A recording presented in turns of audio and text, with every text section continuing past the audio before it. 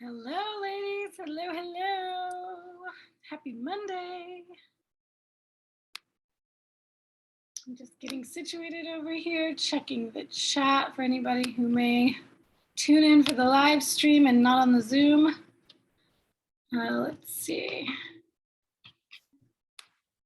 There's always a delay with the live stream, so I'm trying to remember to keep checking there. Also, I have up here the questions that were submitted when I called for questions in the group. So I will be going through all those. Jennifer, so good to see your face. Hello, hello. You too. I don't know why I thought this was at 7. I'm like, oh, holy cow, everyone's gonna have to wait a little bit to eat. Well, I just had my refeed meal today. My coach gave me a refeed today. Surprise. You look so amazing. All of your pictures. I'm so excited for you. When do you go for the next show? It is exactly 10 weeks from yesterday. So, well, technically, we'll be flying out to Vegas that Wednesday prior. So it will be the 10th of August. So this Wednesday will be 9 weeks exactly from the date that we fly out. So I'm kind of looking at it in 2 ways. I'm looking at that Wednesday and then that Saturday. So I want to be ready for Wednesday for the day we fly out, but then show ready, stage ready, peak, perfect peak. Right. Well, day of. So, oh boy, that's always a thing. Making sure you peak when you're supposed to peak and not late. We'll have to do a topic on that one of these days. Peaking. Yeah, because I know nothing about any of that. I just think the whole thing is fascinating. It's just fabulous. Hey, Tina. Yeah, I know we have a lot of questions about comp prep, about stage, about all of that. So next Monday, I'm actually going to do that as our topic because I got a bunch of great questions in response to this topic that were more relevant to prep questions. So I will do the exact same thing next week where it's just an open-ended Q&A masterclass. And I won't have like an assigned topic. I'll just go through Q&A questions that people have about prepping for shows or getting on stage or anything related to that. And doing it with keto in particular, which, you know, most of my counterparts in the fitness industry do not do. Yeah. Yes, I discovered that. Yes, they love their carbs. It was really funny because I remember visiting like the challenge that I did was last January. And so of course I had all kinds of questions. I'd never been involved in a bodybuilding group, anything. And all I was told repeatedly is that you can't build muscle with keto. You're not going to be able to do that. Your metabolism is wrecked, you know, good luck. And so I'm like, oh, okay, well, I'm not changing what I'm going to eat. I'm going to keep doing that and just figure it out. So I'm hoping, so I have another one coming up, but I'm hoping to learn from what I did wrong and things I want to tweak. And, you know, so that's part of why I'm here, just to learn what I can. Yes, put it all together. I love it. And I heard you're doing a carnivore experiment, so that's exciting. I am. I think probably starting in July, leading up to the competition will begin in August. Okay. All right. I'm excited. I can't wait. And I took the plunge in January. So I'm here. I'm your sister in this fight. So come on Awesome. over. You need support Awesome. through that. Awesome. It's pretty amazing how incredible you can feel just cutting out all the excess and just focusing on the meat, the good stuff, all the nutrition. Yeah. So, Yeah. but tonight we're here to talk about training. So, um, for those of you on the Zoom, if you have any burning questions you want me to answer first, because I'm going to answer everything that was written in the group. And Jennifer, I know you had a bunch, so I will be going through all those. But if anybody has anything like right now you want me to answer before, because you are the Zoom VIPs right now, before I jump into any of the pre-asked questions, then you get first dibs. So I have one. Go for it. And I was gonna put it in the Facebook, but now since I'm on Zoom, sitting here in Monterey at Lovers Point, so You look. yeah. So I'm curious if you ever use BFR bands and what your opinion of them are. What's interesting? So for those who don't know, I coach in a group called Keto Gains, and it is a long time ketogenic community for bodybuilding, for body composition changes, and one of the best places to go for resources for bodybuilding or training and keto together. I bring them up because just on like the last camp or a couple of boot camps ago, I coach in their online 8-week boot camp. We had blood flow restricted, which is what she's asking about, BFR training. Okay. And I have to admit, I didn't try it myself. And I have actually never used it. So all the years that I've been building, I've never used it. I don't have anything negative to say about it. I will say I'll just start on the positive side. I think there's some really great positives with it. It's getting the blood right where we want the blood to go. It's getting a really good pump. It's focusing on that specific muscle. The mind-muscle connection, it's incredible for that. And I am a big proponent on mind-muscle connection. I am all for, like, if somebody doesn't have weights, they can get an incredible workout, engaging that mind-muscle connection and doing body weight or doing contractions without even holding weight in their hands. So I think blood flow restriction is really cool. I think it's an advanced technique. It is not something that is necessary. It is, you can stick with the basics and you can never do it and you can get incredible results. I am a testament to that.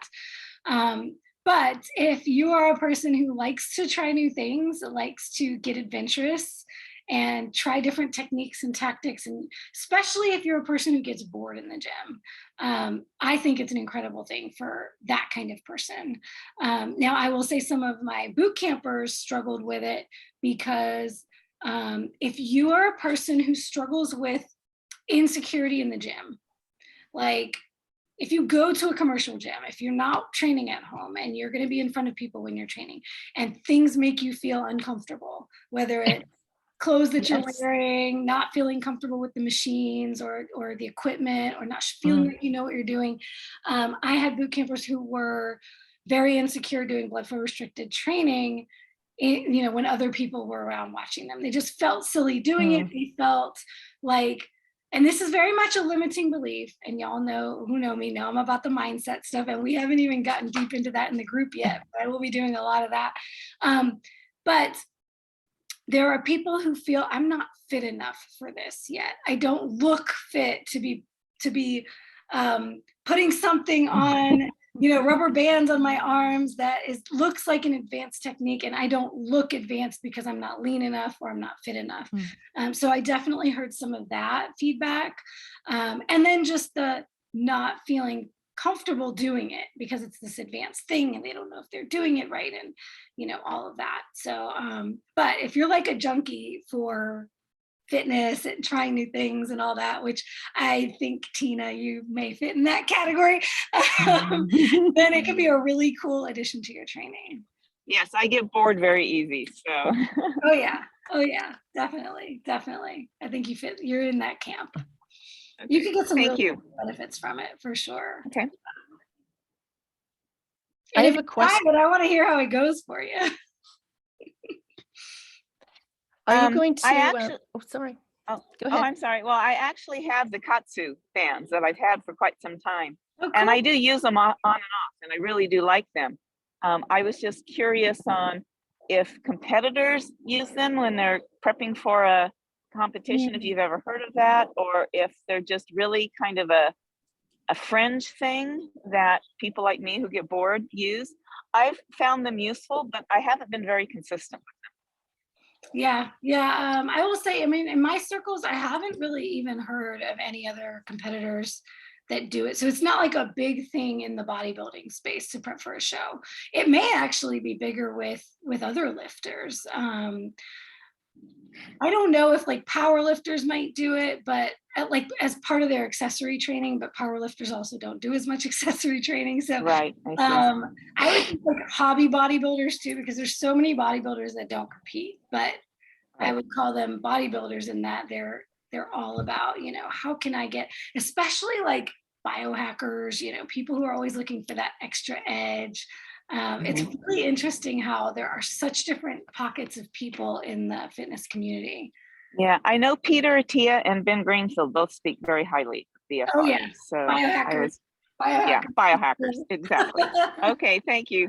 I won't monopolize the conversation anymore. Thank you Sure, again. no worries. Anytime you can grab anything in the chat or pipe up and ask questions. So I guess I'll jump into the questions that were posed, and then if this sparks anything for anyone, feel free to speak up or drop a comment. You can drop a comment in the chat in the Zoom or in the live stream in the group. I'm checking and watching for both of those.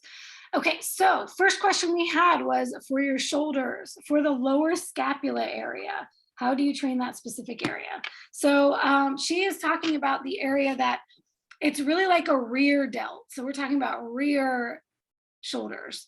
And it gets into the lats. So this is kind of a back and shoulder area. So the scapula is going to be right below the shoulder blades, like right here.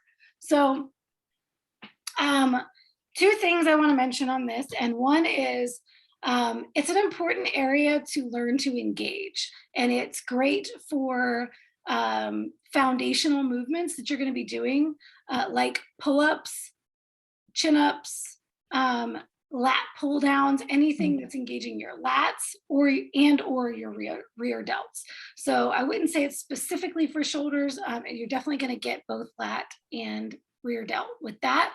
But some of the best things you can do, and you can do some of these as warm-ups for your workouts, are like the I, Y, and T raises. And you can do this without weights. You can usually you'll need very light weights to start out with this.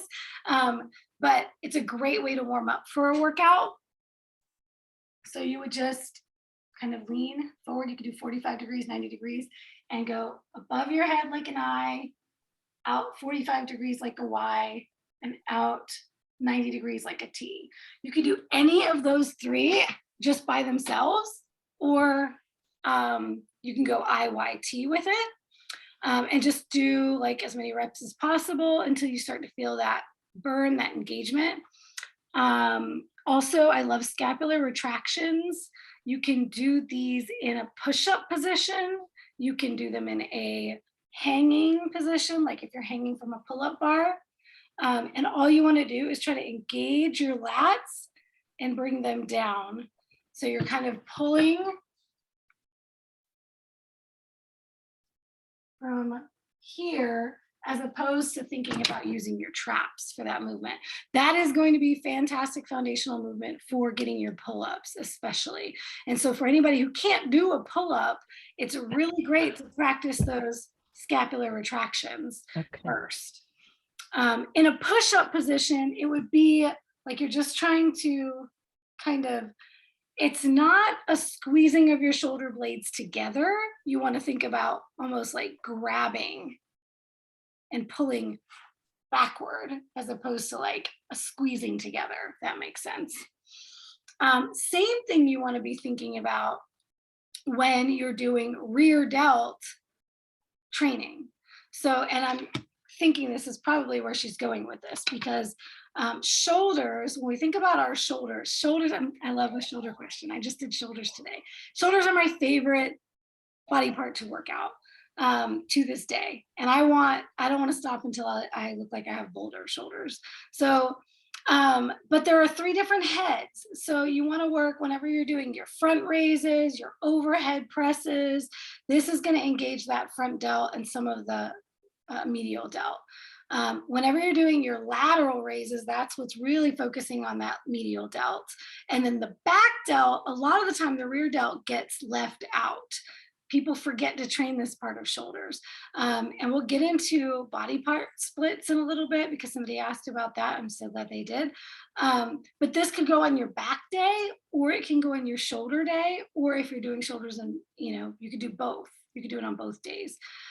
It's a great thing to engage that rear delt so you can build the full delt, and that's going to get you more of that full dome looking shoulders. And this is what we want, especially for bikini competitors, figure competitors. When you're getting into building, the delts are a big deal for competition. And if you're not competing, it's a great thing that's going to help improve the whole like X frame of your body, that hourglass we all want. Building up the shoulders gives the illusion that now your waist is smaller, and we'll talk about some other of those things, because there's a lot of little tricks that make you look smaller in the waist, even if you can't get your waist any smaller. These are the things that bikini competitors do. When you think about it, they're as small as they can possibly be. They're not getting their waist any smaller. So what do we need to do to create that illusion? So big shoulders is a great thing. But to get that big full shoulder, you got to work back as well as the front and the side. So don't neglect your rear delts, and some great rear delt activation workouts or exercises, excuse me. One of my absolute favorite is the cable machine. The cables are going to give you, and this works for any body part we're talking about, the cables are going to give you resistance on both sides. So unlike a dumbbell or a barbell where gravity is resisting you either on the eccentric or the concentric of the movement, either on the contraction or the release, but you're not going to get a full, like nobody is creating additional resistance on the other side the entire time of the movement like at a cable. So I would say cables are some of the best things to use. If you're only using barbells or dumbbells and you haven't been using cables, cables is a great thing to add to take it to another level, or to swap out some of your other equipment for some cables. So the first time you try to do, like for instance, a lateral side delt raise with a cable, you may be surprised that you can't even use the lowest weight on the cable. So you may just have to not use weight at all and just use the lowest setting and do very few reps. But you will see as your strength builds, it'll be really exciting to use that. So cables I love. You can do, if you step through, you can grab the handle in between your legs and you can do front raises with the cables. But for the rear delt, I like to do a cable pull. So I'll have the cable right in front of me. I actually grab the little ball. I don't even add the attachments, like the, what do you call those? Handle attachments. I just grab the little ball that's on there and pull. You want to pull out, but you're engaging that rear delt so that it's pulling backwards. And so that is, to me, still hands down the absolute most engagement you're going to get in that rear delt. With your dumbbells, you can do standing or seated rear delt flies, where you're pulling the dumbbells out to the side, and you'll feel it right there in that lower scapular area. It's really great to do those seated because you can lean forward, get a 45-degree bend, and you'll have more support in your core. So if you find that you struggle in standing exercises, because you need more core stability engagement, you can do that seated, and it's a great way to do it. And if you really want to take it to the next level, I currently have these in my plan and they're amazing. You use an incline bench. So your chest supported on the incline bench, and same thing, it's a rear delt fly, but your chest is supported so you have no swing. There's no swing, there's no momentum. It's just a dead fly. That is incredible. So there you go. You got a few things you can do for scapular retractions to build that lower rear delt. I'm trying to think if there's others. I mean, you're going to get a little bit of engagement with it when you're doing your lats too. So when you do your lat pull downs and things of that nature. So, all right, just checking to see if we have any other questions coming through the live chat. Sadie, I'm sorry you couldn't make it into the Zoom. I don't know if that might have been a fail on my part. Sometimes it doesn't tell me when people are in the waiting room or I miss it, but cool. If you want to join us on the Zoom, you can still try again and I'll watch and see if you end up in the waiting room and I can let you in. But if not, feel free, you can listen and chat on the live stream. So that last question, it goes really easily into the next question, which is about body part splits. So my girl, Michelle, asks, what body parts should be trained together and what shouldn't? For instance, push-pull days. I've been seeing this split a lot. Okay, so she's talking about, okay, when you're thinking about your week and you're planning your training. I talked about this a little bit in my masterclass on training 101 or working out on keto. But when you're designing your split for the week, the most important thing is that you're hitting every body part at least once a week. You know, you want to be consistently hitting everything in your body. If you have areas, and this is really what a personal trainer would work to program for you, areas that you need to bring up, or areas, you know, particularly when we're talking about bodybuilding, physique, aesthetics, the way you want your body to look, you're going to have lagging body parts. You're going to have body parts that are not as built as you want them to be. You want to build up the symmetry on both sides, but you also want to build up the symmetry between your upper and lower body. Or let's say you have really pronounced quads and you need to build your hamstrings. So you're going to think about, for you, what are the body parts I need to work on the most? And you want to think about training those body parts maybe more often than others. So you may want more than one day where you're giving more focus to those areas where you need more building. So for bikini, for example, in the bikini division, it's all about the shoulders and the glutes.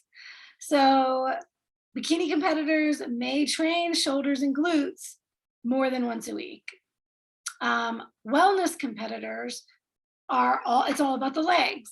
So wellness programs typically have a good 3 days of legs, and there may be a whole day that's devoted to anterior chain, so the front of your body, your quads, quad focused. Then you may have a day that's focused on the posterior chain, so hamstrings, glutes, calves, and then you may have a day where you do a little bit of everything. So a lot of it depends on what you want to work on yourself. You can build your split around that.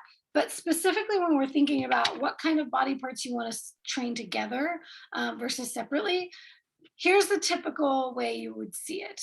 And what I always recommend is, if you're new, if you haven't been consistently training and you haven't been training frequently yet, and you're just getting started, I would say start with looking at your week and seeing realistically, and this is really for everyone, see realistically how many days in a week you have to train, that you can devote, I would say at least at minimum an hour. You want to give yourself a good amount of time. So if let's say you're a very busy person and at this point in your life you only have 2 days, then you need to be doing a full body split, and you need to do 2 days full body each day. Now you're training every body part twice in a week. And don't make those days back to back. So like if Monday through Friday you're crazy and you only have the weekends to train, I would pick one day on the weekend to do a full body workout, and let yourself have a rest day the next day, because what you don't want to do is burn out one day and then train again the very next day and not give yourself any rest in between. So ideally have at least one day in between your trainings, but if you only have 2 days a week to train, then do full body. 3 days a week, you could still do full body and you can get some really fantastic results. Once again, don't do that 3 days in a row. Preferably don't do it 2 days in a row. If you're going to be doing full body, I would say do one day, have a rest day, another day, have a rest day, the third day, have a rest day. So split them up and have rest in between. So first and foremost, just look at your calendar and determine what you can do. And that is going to determine what your split might look like. If you have 3, 4, 5 days that you can train, or even 6, now we have a little more room to do more of a split. 3 days a week, really fantastic split is a push-pull legs. You have one day where you focus on all pushing movements. Pushing movements are going to be like chest press, shoulder press, anything that's pushing away from your body, push-ups, so again, any of the shoulder stuff, so front raises, lateral raises. So typically you would see, let's say, once again, bodybuilding world, we put these push-pull legs or any kind of push-pull split, we put it in the frame of like body parts. So typically in a push, you would see chest, triceps, and shoulders or shoulders, if shoulders doesn't have their own day. So you could do chest, triceps, shoulders. Those are considered supplementary, or not, excuse me, not supplementary, what do we call that? Like synergistic muscles, they work together.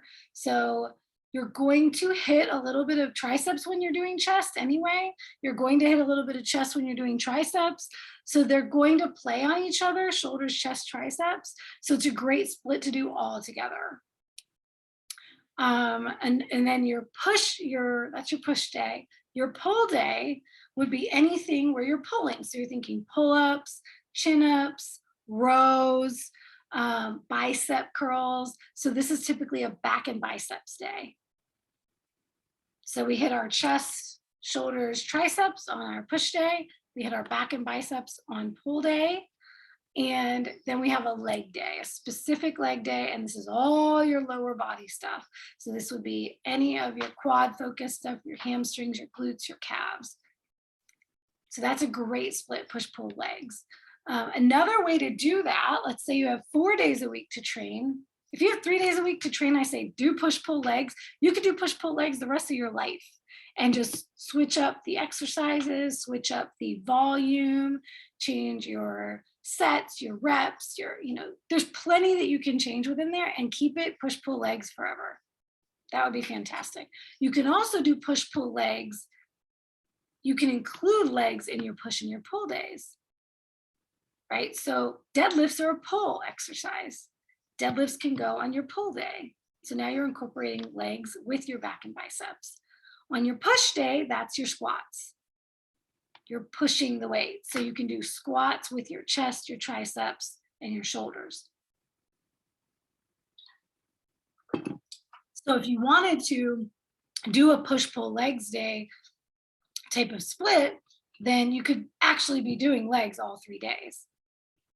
But what I would do is whatever you're doing on your push and your pull days, if you're doing squats and deadlifts on your push and pull days, don't do squats and don't do the same squats and deadlifts again on leg day. You could do accessory leg day, you could do a glute focused leg day. You can change it a little bit to where you're not doing the same things every time. And that is just in general, I don't do the same things all the time. So push pull legs, fantastic. 4 days a week, let's say, you could do push pull, and you're incorporating the legs with your push and your pull.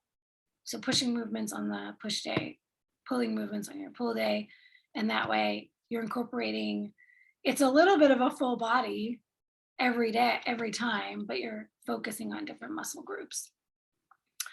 When it comes to, I wouldn't really say there's so many like body parts not to train together, because another thing you can do, and I did this for 2 years, I was on what I call a bro split, like an old school bodybuilding, 6 days a week, different body part every day. It would be chest day, back day, leg day, shoulder day, arms day, or even he had it to where I had a bicep day and a tricep day. It was like murdering one body part to death and then murdering the next one. And it was 6 days a week like that. And every so often I would stress out about my glutes, and he would say, I want an extra glute day. And then he might put the biceps and triceps together on a day and give me an extra day, an extra leg day. So you can do a single body part each day of the week. That's kind of more old school, and it's a little more bro science, because the newest science that has come out has basically said it's better to train every body part twice a week. And so you're not going to be able to do it that way. It's also an old school bodybuilding thing, because an enhanced athlete using performance enhancing drugs is going to get a better benefit when they are doing that kind of training, because it is a lot of volume. It is really taxing on the body to train that way. So when you're not enhanced, it can be a lot, and it can wear you out. And I did wear out after doing that for a couple years. I ended up with extreme adrenal burnout. So be careful with things like a 6-day, individual body part, high volume split. That is an advanced thing. But also I would say, if you're a person who maybe doesn't have a lot of time in the gym, if you're not doing a ton of volume, then that's a great way to do it, because you could work one body part each day and you're not overtaxing your whole body. You're focusing on that area. So let's say you only have 30 minutes to get to the gym. And I love being active, moving your body every day. I think it's a fantastic psychological and physiological thing that you're just in the habit of going to the gym every day. But what you don't need to be doing is killing yourself every day in the gym. That's going to be too much. So a 30-minute, let's say you do a 30-minute and you're like, I'm just going to hit 4 exercises for this one body part, or 5 exercises at the most for this one body part. You're not doing too much volume. That would be great. 6 days a week, take a full rest day on that 7th day to make sure your body can fully recover from what you've done. So you could totally do it that way. You can also take, and this is kind of getting to the real answer of her question, is you can do any split you want. So here's another thing. You can take the antagonistic muscles, like the opposite muscles. So you could do chest and back together on a day. I like to do chest and back supersets. So you do your chest exercise right into your back exercise without rest, and then take a rest after and do it again. So you might do rows and then do push-ups for your chest. Although push-ups kind of hit your chest and your back, so that's not a great example. But you could do like chest press and then rows for your back, stuff like that. So I've definitely done that. You could do biceps and triceps, like I said, like an arm day where you're doing biceps, triceps. You can do an arm day where you're doing shoulders, biceps, and triceps all together in a day. So yeah, there's almost no end to how many different, there is no end to how many different splits you can do. I like to do upper lower splits at certain times, certain seasons, where you might just do an upper body day and then a lower body day and then another upper body day and another lower body day. You could do that if you have 2 days a week to work out. Instead of doing a full body split each day, you can do an upper day and a lower day just once each per week. Even better if you have 4 days that you could do 2 uppers and 2 lowers.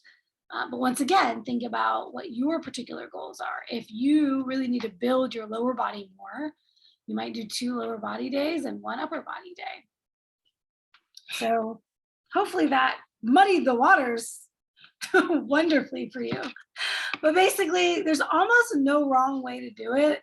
The most important thing is that you're doing something consistently and hitting your full body. You're not like not training a body part, unless of course you have an overdeveloped body part that you really need to not be training too much. But you can almost never go wrong with training everything at least once a week. Like my calves, almost like I did ballet for 15 years. my calves are developed. I rarely train calves, not as much as I'm told to train calves. Don't tell my coach. Um, but they definitely just don't need the same amount of volume and weight as other parts of my body. So water time, and then we'll jump into the next question. I have a quick question. I hope this isn't a dumb question, but if you're just training like once a week, does frequency matter? Should you do more reps on that one day? One Does day a that week make is sense? tough. Yeah, one day a week is tough. I would say, the tendency is to want to do more because you only have one day. But if you're doing more to the point where now you can't walk the next day, Right. not going to be beneficial. So yeah, I mean, I would push it as much as you can on that one day if that's all you have. But it's going to be ideal to have at least 2 days, I would say. Yeah, right. If you growth goals, definitely. One day a week is probably not going to cut it. But it sure is better than nothing. That's for sure. Right. In that case, I would even say it would be more beneficial to take like a 15-minute increment and do some body weight work multiple days a week at home. True. Okay. Yeah, and that goes for anyone who's really struggling with time. Like, think about what you're capable of doing, like in a 5 minute, 10 minutes a day. You could take some bands or just do some body weight work and pick a body part and train, in between things once a day, every day, pick a different body part a day and just, even if like some people who only have like, you could get a pull-up bar and some, the best functional movements are pull-ups, push-ups, air squats, lunges, there's a lot that people can do. So, and there's a lot of building that can be done with before you even pick up weights. Awesome. Cool, good question. All right. Ooh, this is another burning question. What kind of core training do you do? Leslie asks. I wonder if I think she made it on, but I don't know if she's still here. At one point she made it. Okay, so for Leslie and for anybody else asking or wondering about core training, this is a big one. So what kind of core training do you do? For a long time, I did not do any core specific training. I just trained my body. I did my splits. When you're lifting and when you're lifting heavy in particular, when you're pushing yourself enough to lift heavy, you're going to be engaging that core. If not, you're going to have some serious movement mechanics issues. So, Christy is on vacation, but she's saying hi. I'm so glad you're tuning in while you're on vacay. I feel special now. Glad you're here. So for core training, here's the thing. How do you keep, these are other questions. Okay, yeah. So for core training, I now have, my new coach has put some core training in, basically not doing anything training heavy, not training with weights, but just adding in a day where I do abs and calves, basically, which, as I just mentioned, calves, I don't need a lot for those either. So I do abs and calves, and I do my HIIT cardio training kind of all together. And when I train core now, and whenever I have in the past, I've kind of leaned toward my absolute favorite, which is plank variations, all different plank variations, plank holds, elbow plank holds. I love stability exercises for your core. Anything that is static.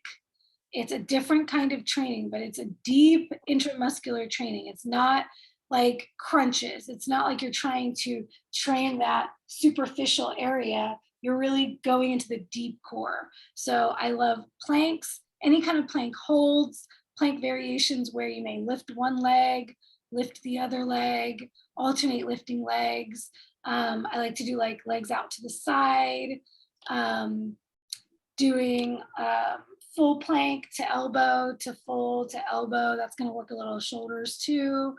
I love to do other variations. I like to do is like downward dog into a plank, downward dog into a plank.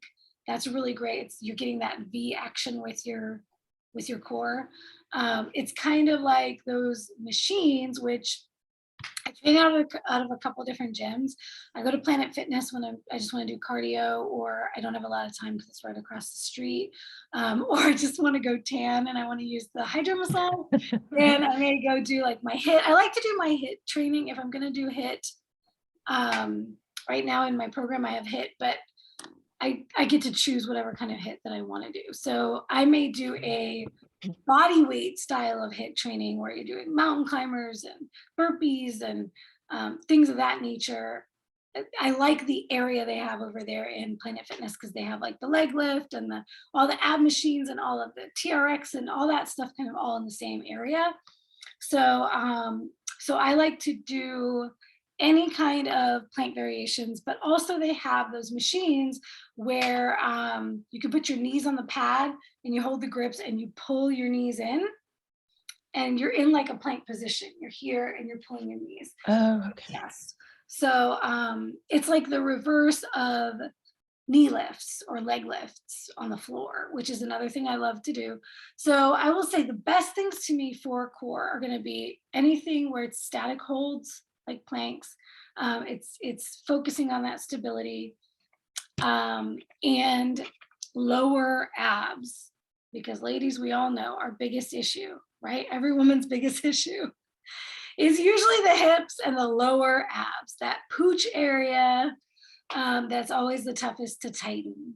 But we're gonna see like the 2-pack way before we're ever gonna get that lower part. So I love low leg reverse crunches. I love hanging leg lifts. If you're not strong enough to just do a full leg lift, hanging leg lift, you can use the Roman chair.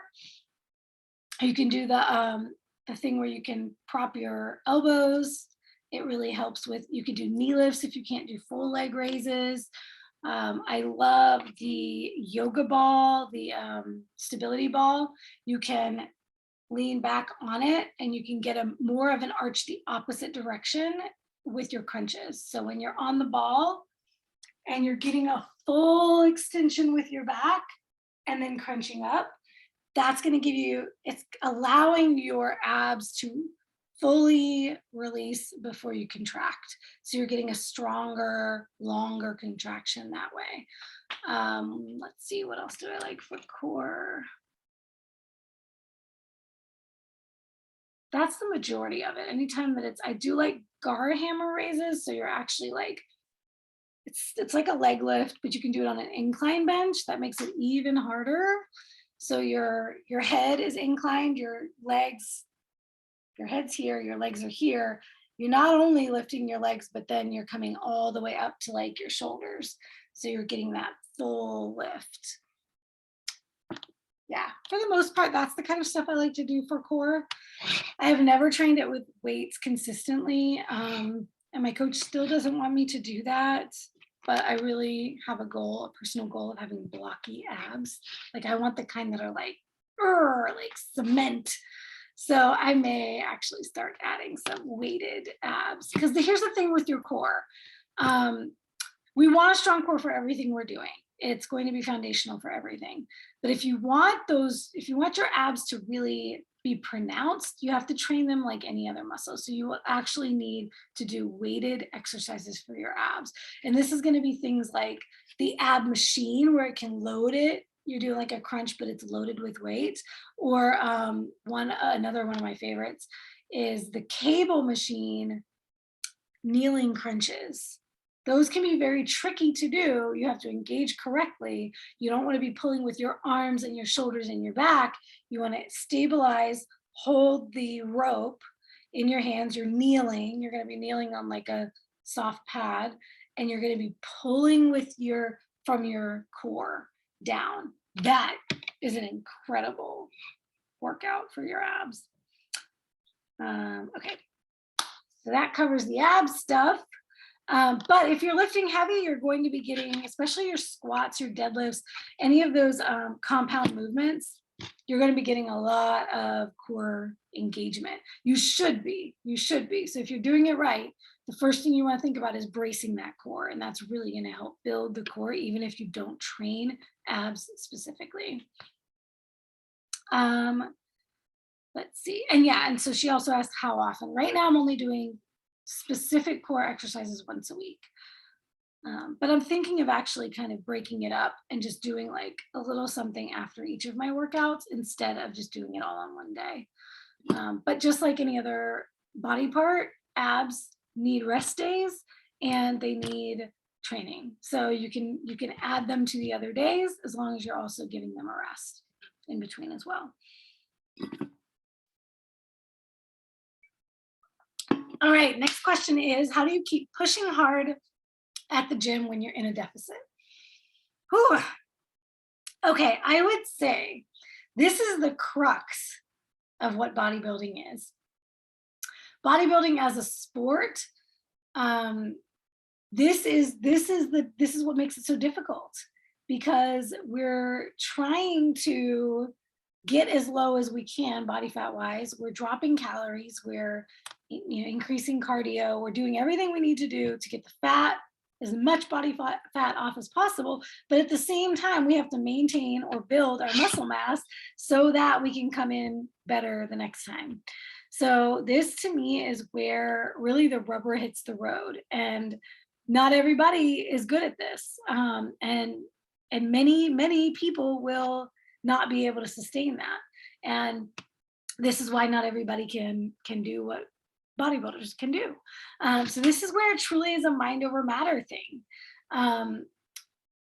For one, we should not be living in steep deficits like year round. So I've talked about this before. I'll talk about it again until I'm blue in the face. We need times where we're not in a deficit. I don't care how much body fat you have to lose. I don't care. You can't be in a deficit forever. So part of it is, if you've been in a deficit for a really long time and you're struggling, you may need to come out of a deficit and be at maintenance for a while, or go into a surplus for a short period of time to help optimize everything. And then you can go into a deficit again. So that's first and foremost. Typically a competitor, we're talking pro competitors, don't cut for more than 12, maybe 16 weeks at a time. Unless they're a pro who's maybe doing multiple shows in a season. And even then, they're going to have diet breaks, they're going to have refeeds, they're going to have things that are going to bring them back to maintenance many times in between those shows. So nobody is living in a deficit, in a major deficit for extended periods of time, and you shouldn't be. So that's my first thing there. Now, when you're in, you are going to be in a deficit at certain points in time. For one, I say you shouldn't be in too big of a deficit. You want to make sure you're maintaining small enough deficits that it's manageable. And then, of course, when we talked about supplements, I said majority of people are not going to need supplements. But this is where we're getting into if you are struggling, you're in a deficit, you've got a deadline, you're working toward a show, you're doing everything you can, you have to pull out all the stops. This is where supplements can help. Things like pre-workouts, things like supplements that are going to help with mental clarity, with focus, with all the things that help you function optimally while what you're doing is really suboptimal for typical sustainable optimization in life. So, those kinds of little tips and tricks. And what I might do is a future masterclass on advanced supplementation strategies, because I don't like to talk about that openly, because I think too many people jump to those things when they really don't need to be going that far. You can do a lot with a cup of coffee, my favorite MCT oil with coffee, a good keto brain booster, cognitive performance, really helps with your mental stability, all of those kinds of things. So I'm a big proponent on things like collagen, MCT, coffee, salt, electrolytes. Electrolytes is going to be huge when you're pushing hard and you're in a deficit, hydrating properly, things of that nature. And then it's the mind over matter thing. Sometimes you just have to push through. For instance, I had a tweak in my shoulder from last week.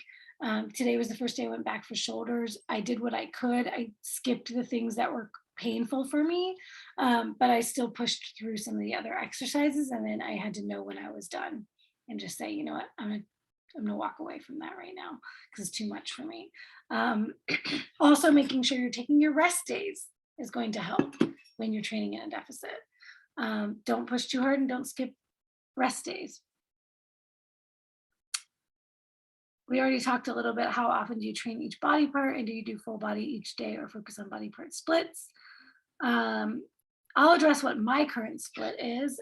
Currently I'm doing, let's see, I have a leg day, I have a shoulder day, I have an arms with some legs added as well.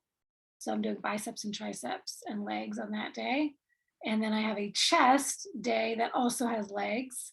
And that's more of a bigger split. Like the arm day only has a couple of glute exercises with it. And then the chest day has another full half and half chest and legs.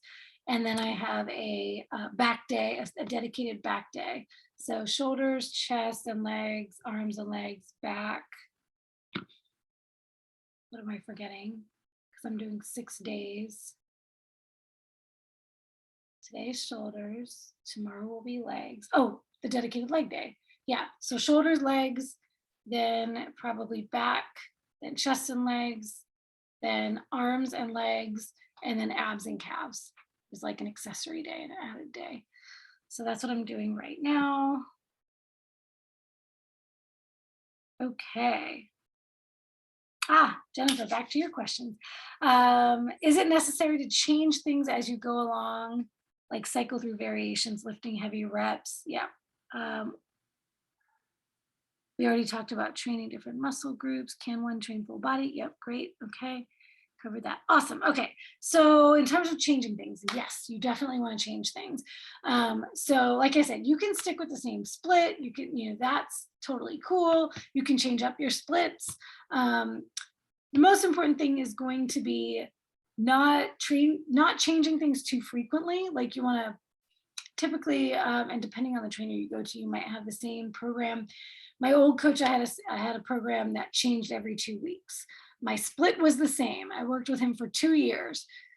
My split was the same for 2 years. Like very rarely would we ever change things. He just allowed me to change my days around.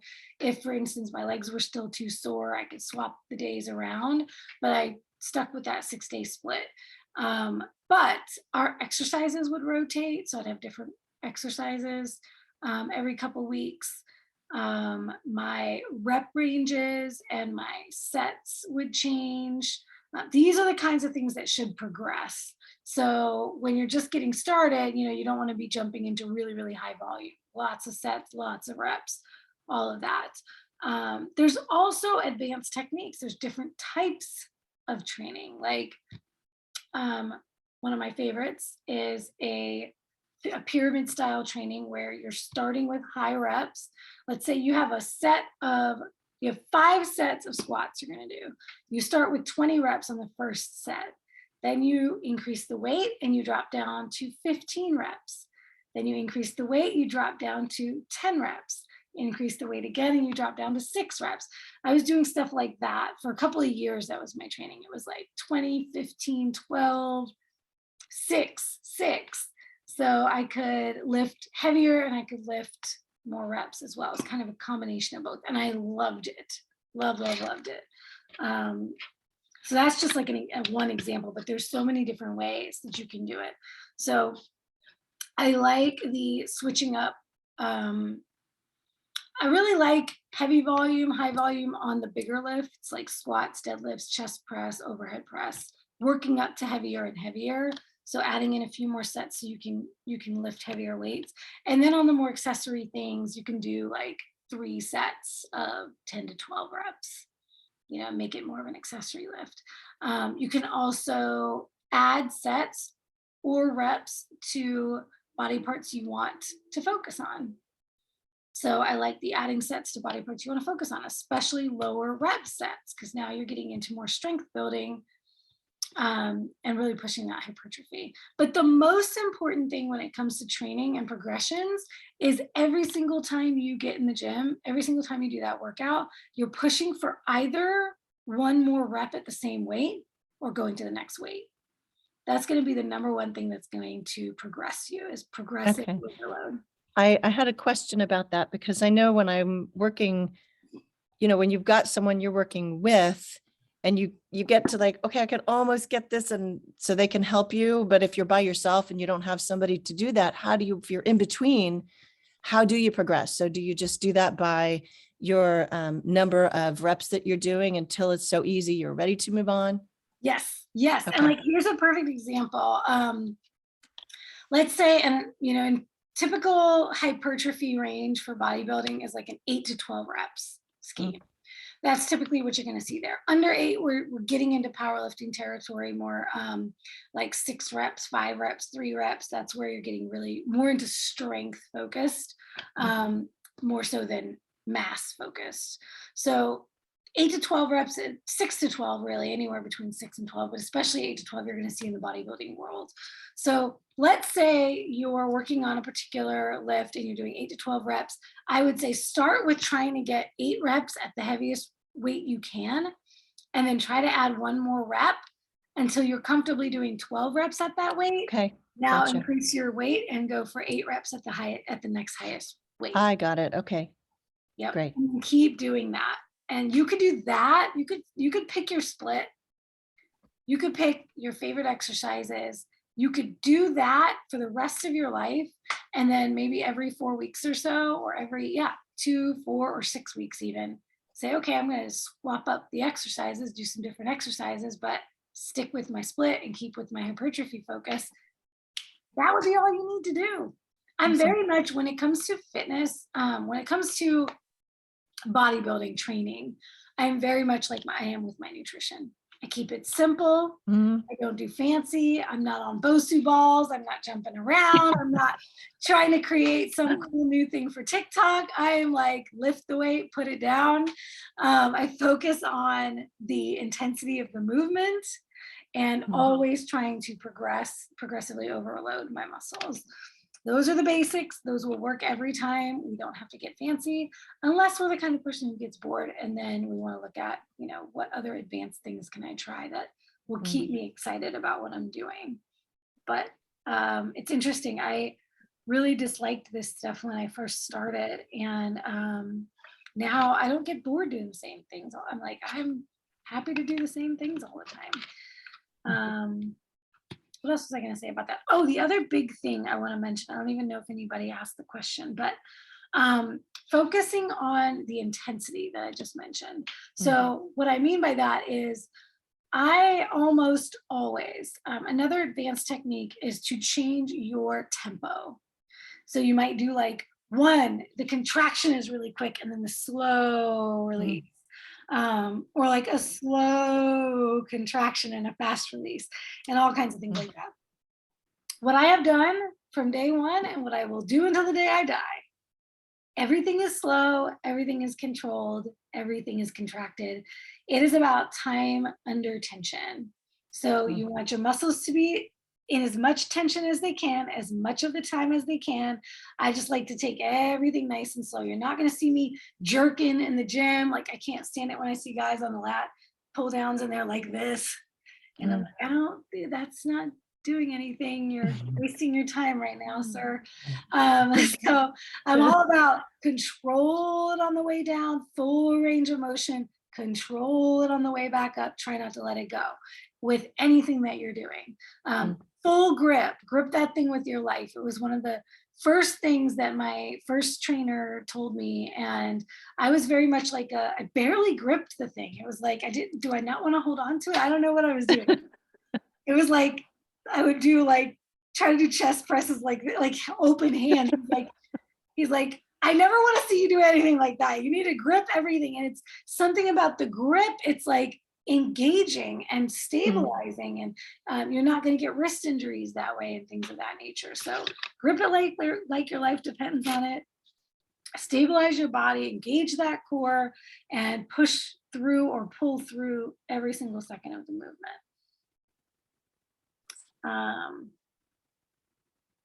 All right, cool. Now we have great questions about recovery. I'm so glad you asked about recovery because people ignore that way too much. Yeah, how to differentiate between soreness, fatigue, electrolytes. Should you train a sore muscle? Oh, yes, and then we'll get into the the cardio thing, because you asked about the kickboxing.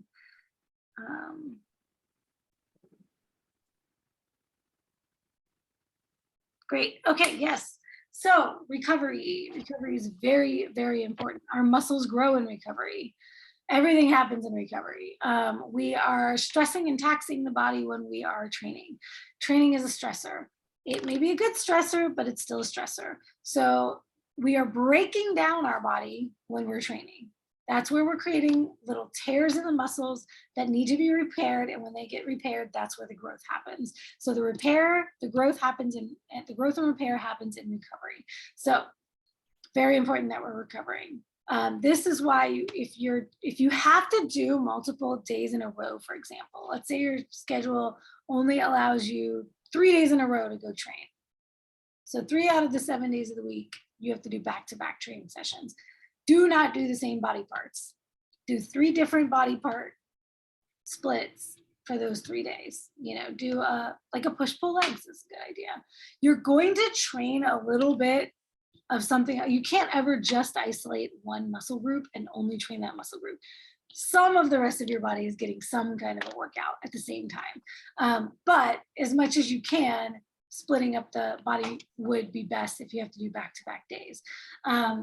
I like to work with after every 3 days, at least have a rest day. So if you're doing a 6-day split, it would be better to do 3 days and then take a rest day, 3 days, and then take another rest day than 6 days in a row and then 1 rest day. Athletes, and we're talking high level pro bodybuilding athletes, will do that 6 days and 1 day rest. But for the most of the population, it's not necessary to do all that. Really, really work up to it. 5 days, I would say 4 or 5 days a week of strength training is perfect. Like that's my favorite. And when I'm not in a competition prep, like in the off season, I love to do a good 5 days. That's my favorite. 2 or 3 days on with a rest day, another couple of days, and then another rest day. And then, okay, so gauging your soreness and gauging your level of fatigue. This is something that really comes with practice. It's a lot of trial and error to distinguish between what is my brain telling me that I'm tired and I can't do anymore, or my body physiologically needing rest. And this just comes with getting in touch with yourself and checking in on a regular basis. And one of the things I like to do, it's somatic experiencing. It's getting out of your head and into your body, as they say, dropping into your body.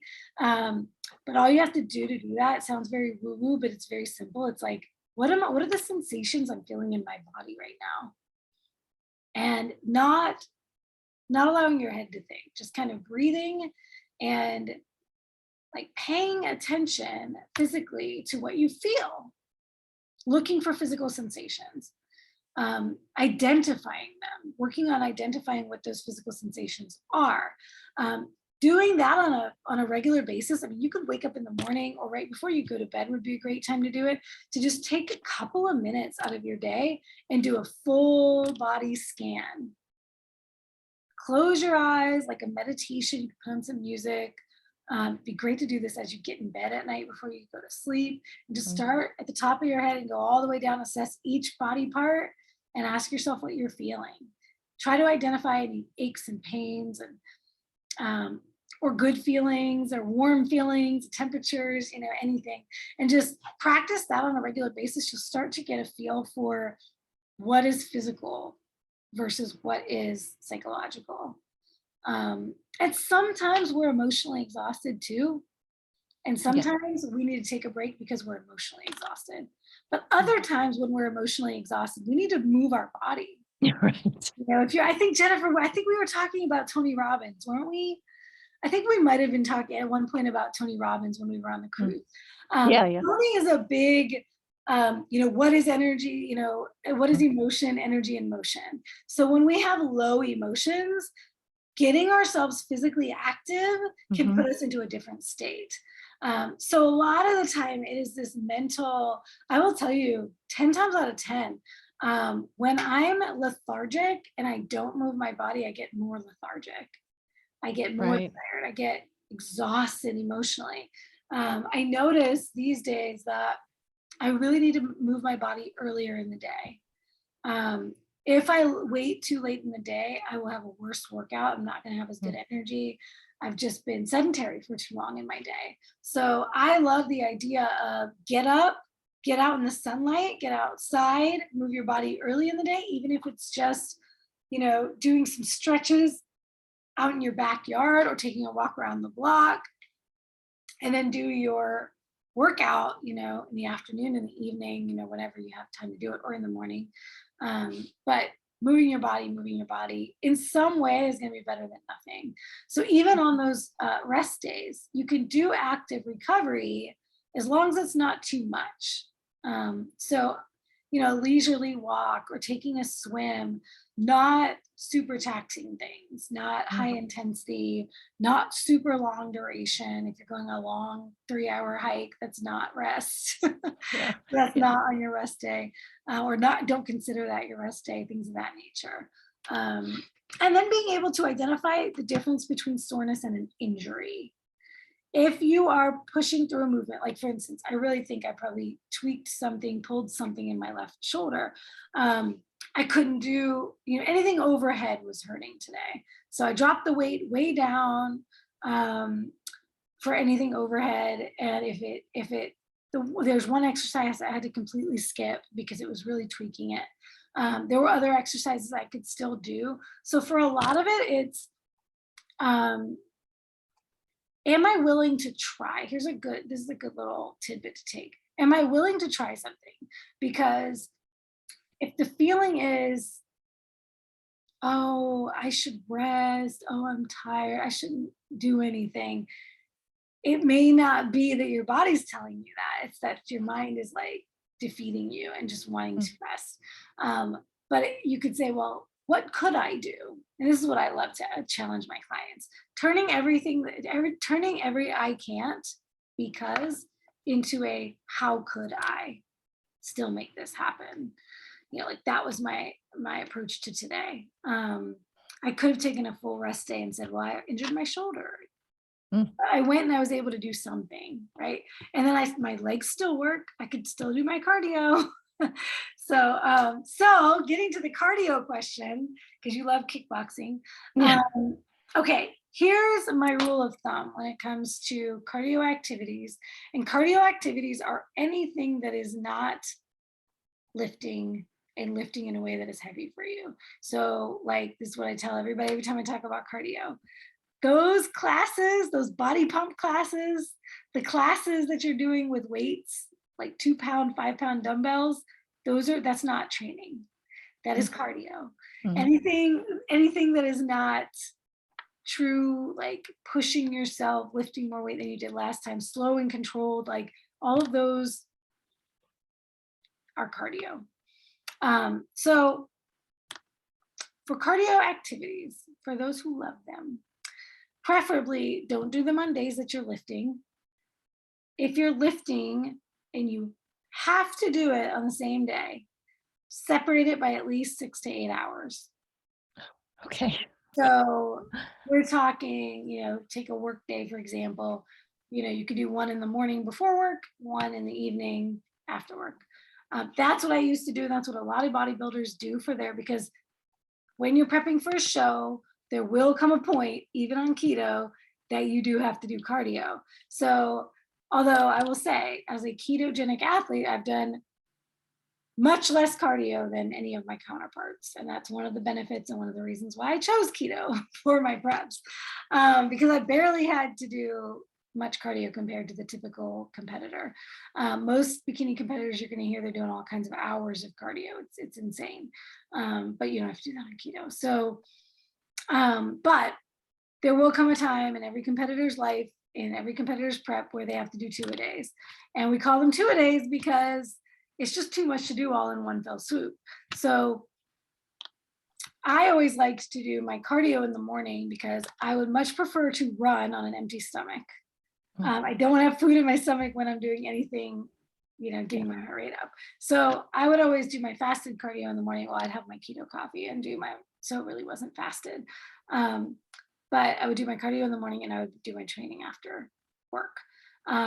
Although also I had a prep there where I would do it all at once because I worked long hours. I was in the commute.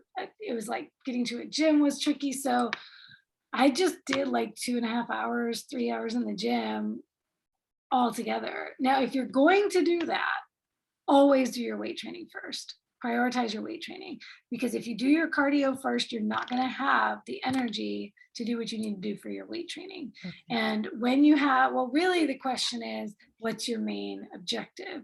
For an endurance athlete, they're going to want to do their cardio first because their goal is not muscle building. Their goal is whatever their sport is. But particularly in bodybuilding or anything where you're trying to build your body, you're trying to build muscle, then weight training needs to be the priority. So if you're going to do them together, always do the cardio as like the post-workout activity. Okay.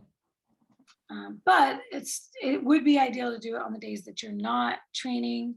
And you may find sometimes where if you're not getting the recovery that you need, which you'll figure out because the next time you try to train, you're not going to be able to do it. You're going to be taxed.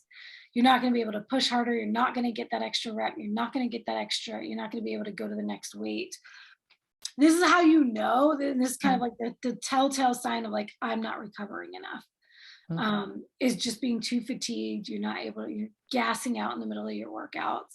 Then I would say, don't do the cardio on the in-between days, cut back the cardio. I have some girls who were doing only cardio who, a lot of the time when women come to me and we're working one-on-one, that's what they've been doing wrong because they never knew to do weight training or they didn't know how to do weight training. And it's so intimidating that they would just go do cardio because that's the easy thing, right? This is like what women have been encouraged our whole lives.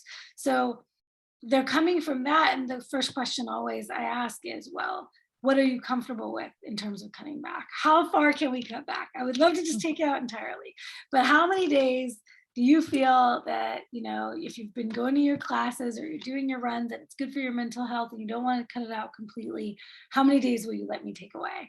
And we start from there. Okay. But yeah, if I have it my way, I'm cutting almost all of it out. And then maybe once a week, go do what you love. Twice a week, go do what you love. But it's not going to help keep that muscle mass on. It's going to compete with that goal. Yeah.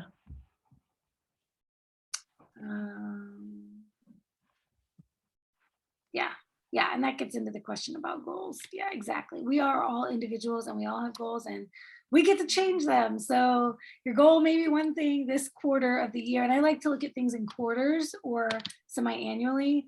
Like I have a life plan, life goals, like sheet that I wrote out a few years ago.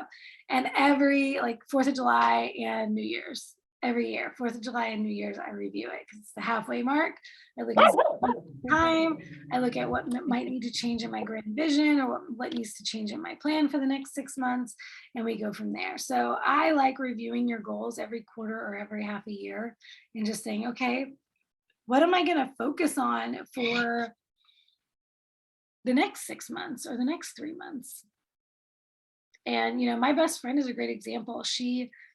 When I met her, she was singing in the choir. She didn't play any sports. She didn't do anything physical. She was doing yoga. She was into yoga. Then a few years later, she started kickboxing. Then she got into Spartans. She did all 3 Spartan races. She got her trifecta. I think she was going to do a beast. I don't think she ever ended up. She might have ended up doing one beast out in like Hawaii. And then she got into sparring in the ring and she has now fought. She's won belts. It's so cool to see, but she changes her goal. This current 6 months, her new thing was running marathons.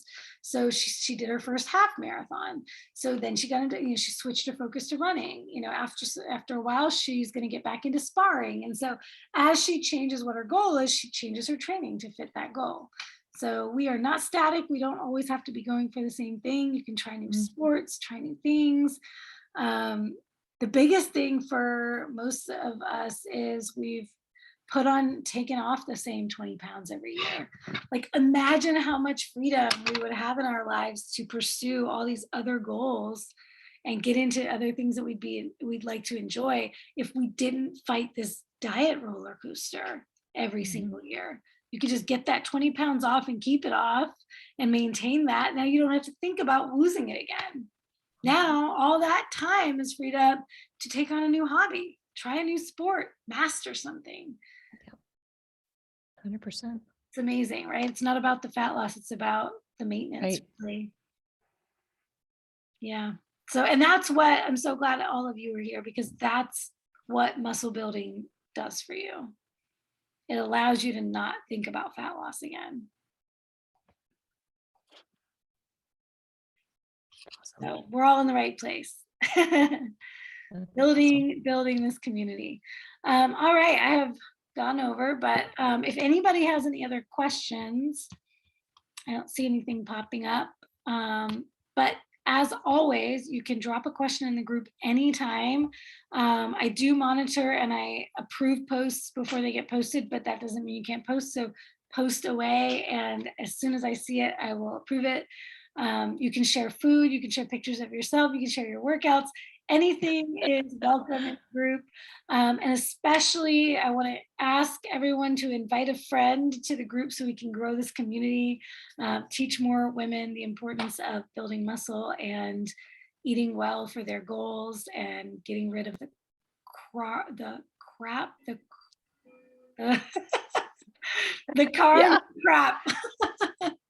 The crapohydrates. Who called it that?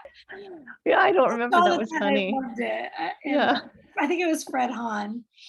It was amazing. The carbohydrates. Yes. Let's build the low carb muscle building diva squad. Awesome. Thank you all for being here. This was so good. Thank you so much. Thanks. I have so many notes. So great to have you. All right. All right, y'all. Have a wonderful week. I'll see you in the group. See you later. Bye. Bye.